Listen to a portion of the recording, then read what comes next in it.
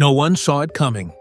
In the dead of night, behind the towering walls of Buckingham Palace, Princess Anne did something unthinkable. She revealed Queen Elizabeth's final secret. A letter, a name, and a future that shocked King Charles and Prince William to their core.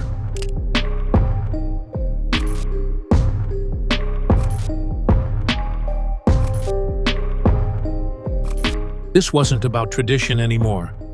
It was about survival. And at the center of it all, not the king, not the heir, but Catherine, the Princess of Wales. What did the Queen truly believe about Kate? And why was this message kept hidden until now? What happens next may change the monarchy forever. Let's uncover the truth. The Secret Letter.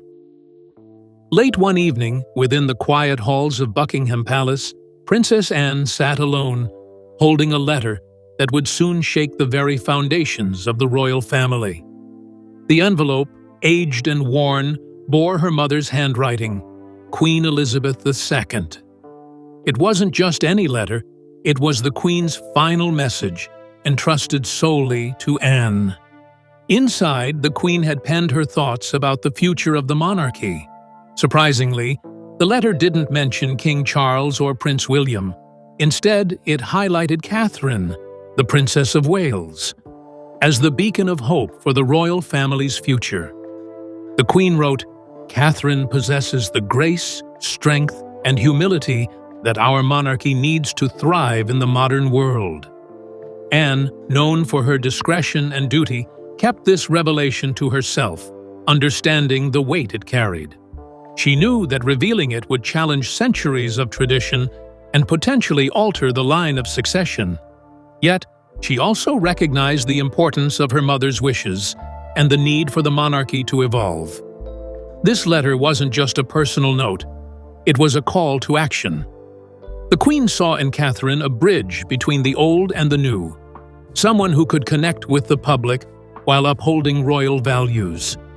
Anne's decision to eventually share this message would set in motion events that no one could have anticipated. With the Queen's words echoing in her mind, Anne knew she couldn't keep this secret forever. The time had come to confront the future head-on. A late-night meeting. On a foggy London night, Anne summoned King Charles and Prince William to a private meeting. The atmosphere was tense, the air thick with anticipation.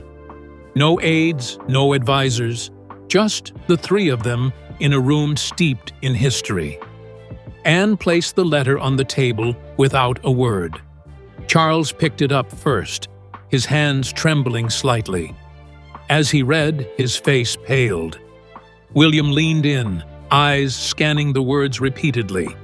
The silence was deafening. "This isn't how it's done," Charles finally muttered, breaking the silence. William remained quiet, processing the implications. Anne, steadfast, responded, "Mother saw something in Catherine that we must acknowledge." The letter's contents challenged the very core of royal succession. It wasn't about titles or bloodlines. It was about the qualities needed to lead in a changing world. Anne emphasized that the Queen's vision was clear. Catherine was the future. This meeting marked a pivotal moment. The traditional path was being questioned, and the royal family faced a crossroads between preserving the past and embracing a new direction. As the weight of the Queen's words settled in, the royal family stood on the brink of transformation, with Catherine at the center of it all. The Queen's message. The Queen's letter was more than a personal endorsement. It was a strategic vision for the monarchy's survival. She recognized that in an era of rapid change, the royal family needed a figure who embodied both tradition and modernity. Catherine, with her poise, empathy, and dedication, fit this role perfectly. The Queen wrote, "In Catherine, I see the embodiment of the values we hold dear: coupled with the ability to connect with the people. Her journey from a commoner to the Princess of Wales showcased her adaptability and commitment. Catherine's work in mental health, early childhood development, and her genuine interactions with the public had already made her a beloved figure. The Queen believed that Catherine's influence could rejuvenate the monarchy, making it more relatable and resilient. This wasn't about sidelining Charles or William, but about recognizing Catherine's unique ability to lead alongside them. With the Queen's vision laid bare, the royal family faced a decision: uphold tradition or embrace a future shaped by Catherine's quiet strength. Reactions unfold. The silence in that royal meeting room was louder than any argument. King Charles was the first to break it. He placed the Queen's letter on the table and exhaled. "This isn't how it's done," he said softly but firmly, more to himself than anyone else. His hands were shaking slightly, not from anger but from disbelief. His entire life had been shaped by duty and preparation for the crown. And now his own mother seemed to be suggesting something different. William sat quietly, absorbing every word again. He didn't speak, but his clenched fists told another story. It wasn't just about Catherine being chosen. It was about not being mentioned at all. For a man raised to be king, it was a painful omission. Still, he couldn't ignore the truth in the Queen's words. Deep down, he knew the public saw something special in his wife that even he sometimes overlooked. Anne didn't argue or push. That wasn't her style. She simply looked at both men and said, "Mother wasn't confused. She was clear. Catherine isn't just supporting the crown. She is the crown's future." Her tone was calm, steady, the voice of someone who had seen this coming longer than anyone. That meeting ended with no decisions, just heavy silence. But a crack had formed in the centuries-old wall of tradition. Something had shifted, and while nothing was publicly announced, everything had changed behind closed doors. As Anne left the room that night, her mother's voice echoed in her memory. Change doesn't come in shouts. It arrives in whispers. And so, while William and Charles wrestled with what they'd just learned, someone else was going about her life completely unaware that the course of royal history had just bent in her direction. Catherine unaware. In another part of the palace, Catherine sat by a tall window, sipping tea that had long since gone cold. She had just tucked George, Charlotte, and Louis into bed and was enjoying a quiet moment alone. The fog outside London was thick and still.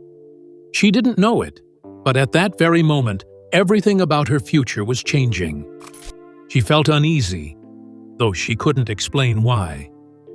"It's just the weather," she thought, trying to shake the odd feeling in her chest. But this was no ordinary night. Upstairs, her name was being read aloud in a letter that would alter royal expectations forever. Catherine never wanted the spotlight. She had never chased titles or craved power. As one palace staff member once said, "She's the kind of royal who would rather listen than talk, who smiles at everyone the same." That quiet consistency had earned her deep public respect, and, as it turns out, the admiration of the late Queen herself. The Queen had seen Catherine's strength not in speeches or statements, but in the everyday. How she raised her children, how she treated hospital staff, how she walked through the fire of tabloid scrutiny without ever striking back. "She made grace look effortless," said one former royal correspondent. While Catherine gazed out at the fog that night, her fate was being reshaped upstairs. But she didn't know it yet, and maybe that's why she was the right choice all along. Morning would come slowly, and with it, a ripple of change. A private crisis meeting would be called, not just for family, but for those trusted to protect the monarchy's image. The Queen's final message had now passed from private thought to public dilemma. And Catherine, still unaware, was about to become the center of it all. A royal crisis meeting begins. Sunlight crawled slowly across London as senior royals and a handful of trusted advisors were summoned to a closed-door meeting at Buckingham Palace. No one said it outright, but everyone felt it. Something serious had happened. Princess Anne entered first, the Queen's leather folder in hand. She looked calm, but everyone in the room could feel the pressure radiating off her. King Charles followed, his face pale but composed.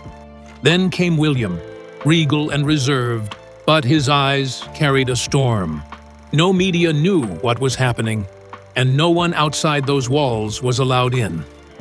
"This is Her Majesty's final wish," Anne began, placing the folder on the table. Not mine, not Charles's, not William's, hers.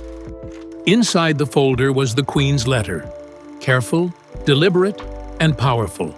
The late Queen hadn't rewritten the line of succession, but she had made her hopes for the monarchy clear. Catherine was to be more than consort. She was the key to the future. "She is the bridge between what we were and what we must become," the Queen had written. Charles slammed his hand down on the table. "This is madness.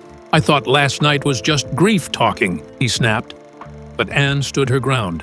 No, Mother knew exactly what she was doing. Advisors whispered nervously. Some nodded in quiet agreement. Others looked panicked. Then William spoke, voice low but sharp. "What about me? What happens to everything I was raised for?" Anne turned to him and said, "You're still vital. You're still needed.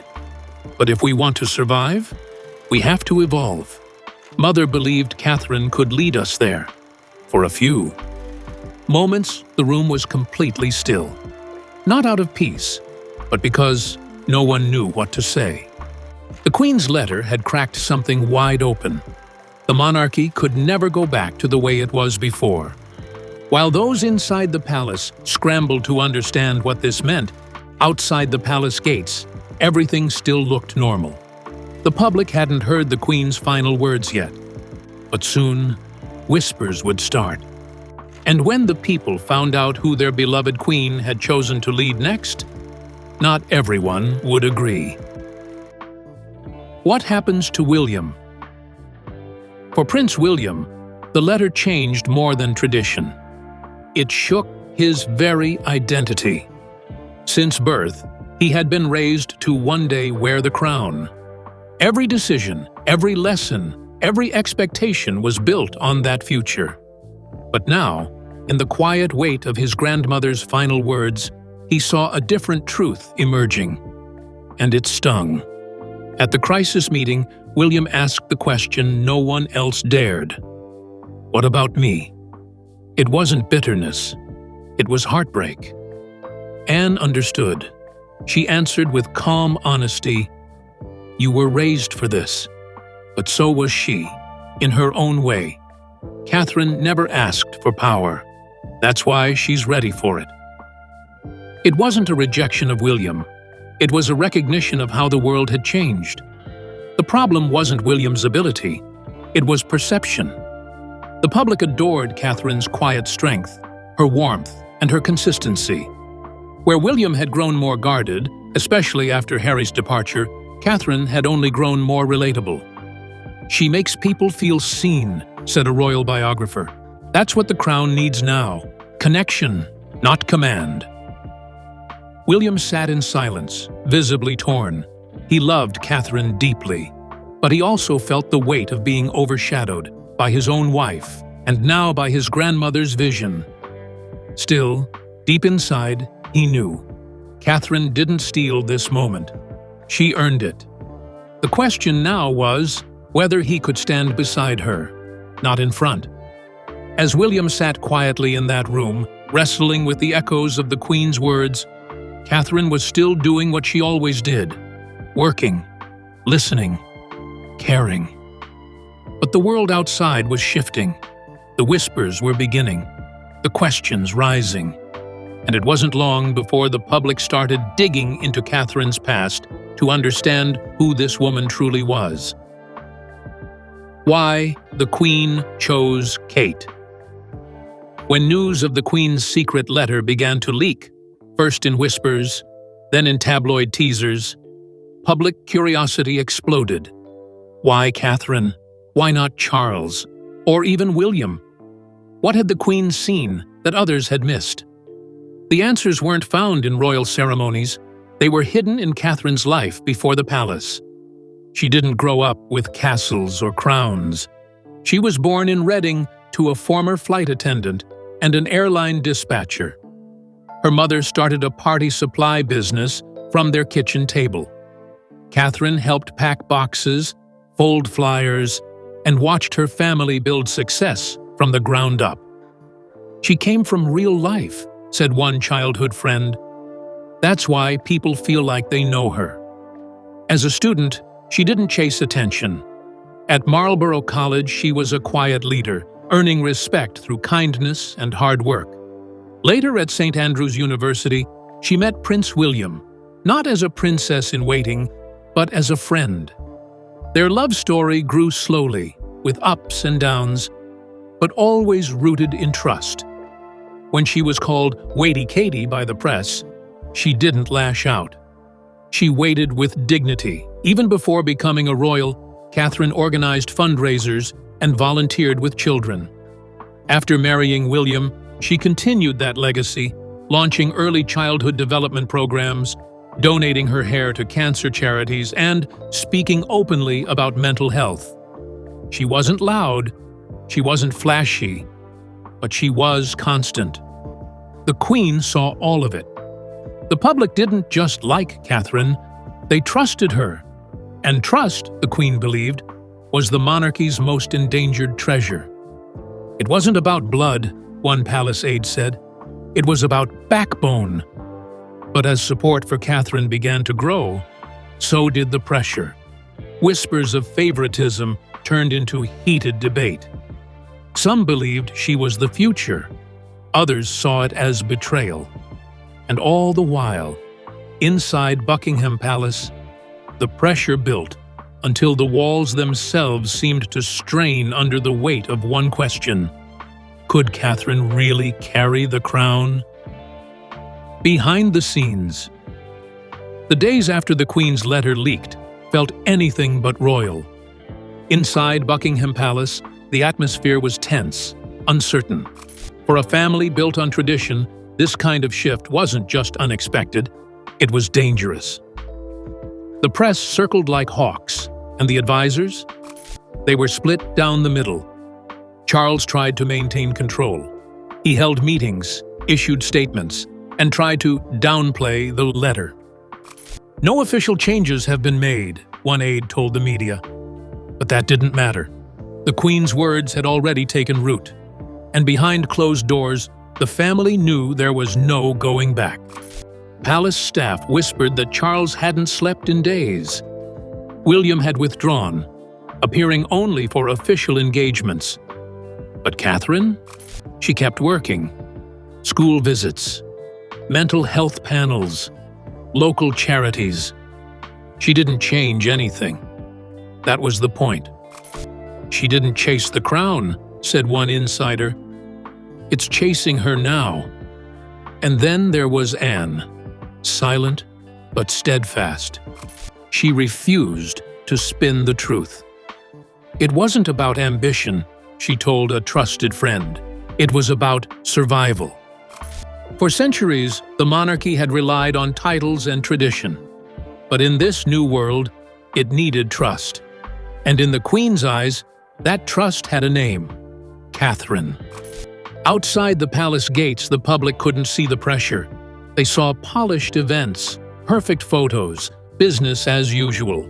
But inside, the royal family was holding its breath, caught between a fading past and a future they couldn't control. And in the middle of it all stood Catherine, unshaken, unaware, and now more powerful than anyone had ever imagined. Cracks in the crown. After Queen Elizabeth's passing, the monarchy tried to stand tall, but cracks were already showing. King Charles took the throne, but his approval was lukewarm. His decades of preparation couldn't erase public memory. The messy divorce from Diana, the years with Camilla, the tabloid scandals. Charles wasn't stepping into the same shoes as his mother, and everyone could feel it. He made promises, a slimmed-down monarchy, a modern approach. But change didn't come quickly. Young people in the UK questioned whether they even needed a monarchy anymore. In Australia, Jamaica, and across the Caribbean, leaders started discussing breaking away from the crown entirely. Respect for the institution still existed, but love for it had faded. William, now first in line, faced a different pressure. He was admired, but his every move was under a microscope. His stoic nature, once seen as strength, began to feel distant. Even his greatest strength, his marriage to Catherine, now raised complex questions. As her star rose, so did whispers. Was William being overshadowed by the very woman he loved most? Meanwhile, the public's eyes drifted, not to Charles, not even to William, but to Catherine. The calm, graceful Duchess had quietly become the face of everything people hoped royalty could be. Real, relatable, warm. She didn't just represent the crown, a royal analyst said. She made people believe in it again. While tradition held up the palace walls, trust was slipping through the cracks. But Queen Elizabeth had seen it coming. Long before the world caught on, she had already made her choice, and it had Catherine's name written in ink. Now, as whispers turned into debate, the public started asking a different question. Who is Catherine Middleton, really? The story that changed minds. To understand why Queen Elizabeth chose Catherine, the public looked back, not at royal events, but at her roots. Catherine Elizabeth Middleton was born in 1982, not in a palace, but in a hospital in Reading. Her parents were working professionals. Her upbringing was quiet, steady, and grounded in hard work. She wasn't born into fame. She earned her way. Her mother's business, Party Pieces, grew from a kitchen table to a successful brand. Catherine and her siblings helped out, learning responsibility and humility. A former teacher once said, "She was the kind of student who led by example, not noise." She moved through life with quiet confidence. At Marlborough College, she captained the hockey team. At St. Andrews, she met William, not with fanfare, but through shared classes and simple friendship. Their romance developed slowly. When the media called her Weighty Katie, she didn't lash out. She waited, with patience, grace, and an inner strength few understood. Her gap year wasn't spent lounging. It was spent volunteering in Chile, studying art in Italy, and working tough shifts on boats. Every step of her journey revealed someone willing to get her hands dirty, help others, and never ask for attention. That's what the Queen had seen, and that's why she believed Catherine could lead. With every uncovered chapter from Catherine's past, the Queen's decision made more sense. She wasn't chosen because of charm, she was chosen because of character. But Catherine's story wasn't just about who she was before the palace, it was about who she became after, and the quiet acts of leadership that proved her strength, one moment at a time. Acts that spoke louder than titles. Catherine never needed a title to make an impact. In 2018, she quietly donated 7 inches of her hair to a charity for children battling cancer. No photographers, no press release, just a quiet act of kindness. Her hairdresser later confirmed it, and people were stunned, not by the act, but by how she never mentioned it. Long before she was a princess, she raised funds for children's hospitals and organized charity events.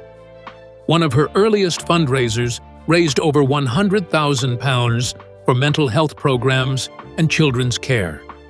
She used her growing influence not to shine, but to serve. And after marriage, her mission only deepened. She helped launch Heads Together, a groundbreaking mental health campaign. and poured herself into early childhood development causes. Instead of cutting ribbons, she dove into research, field visits, and deep conversations with struggling families. "She doesn't just show up," said one charity partner. "She shows up with empathy."